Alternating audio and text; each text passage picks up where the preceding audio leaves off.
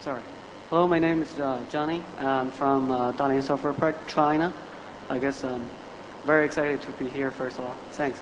Welcome. And second of all, after hearing many of the sessions, when talking about client and buyer and supplier relationship, it sounds to me it's becoming a trend when it comes to managing a vendor. It's becoming more and more like managing your own department, like part of your own team. So my question is really, so what exactly is the difference when you are managing a vendor and when it comes to when you are managing one of your own team, and why there should be a difference? Why should you manage vendor differently than while you're managing your team? Edge. Yeah, no, I guess where I've seen it would work, you're absolutely right. There's from the vendor sort of type relationship to a partnership, and I guess Brian made some very good points about wanting to make that particular vendor or the vendors he's working with or service providers working with as part of the team. I mean, if you want to achieve a business outcome, that at the beginning of the year, that you say we're both going to get there, and it is, both of us are going to get there, you have to share information. That doesn't mean you give your whole strategic input, but you've got to be there as a team, and that is very different. And I've met many organisations who will talk about the strategic partnership, and we've cleaned up the mess of a number of big service providers and say what went wrong. The whole culture of that organisation is vendor-driven culture. They only drive it by cost. They're not interested in sharing strategic. You can talk strategic partnership, but they're not interested. And when we've done work with the service provider side, is saying, let's look at this other particular client. Should we go with this client? Well, yeah, work out first whether they want a vendor relationship or strategic relationship.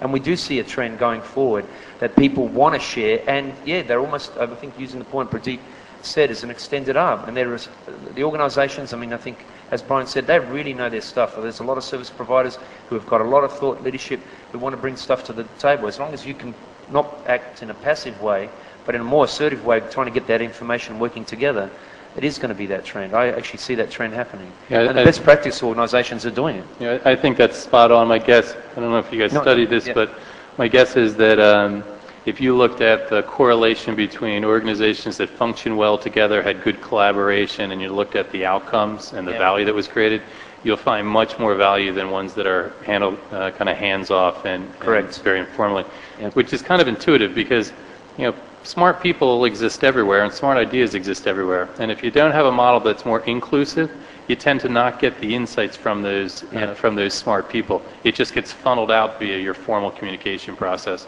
I think, as I said earlier, I think these relationships need to get more collaborative. I think it's the direction that we'll continue to head in. I think a couple of points on that one.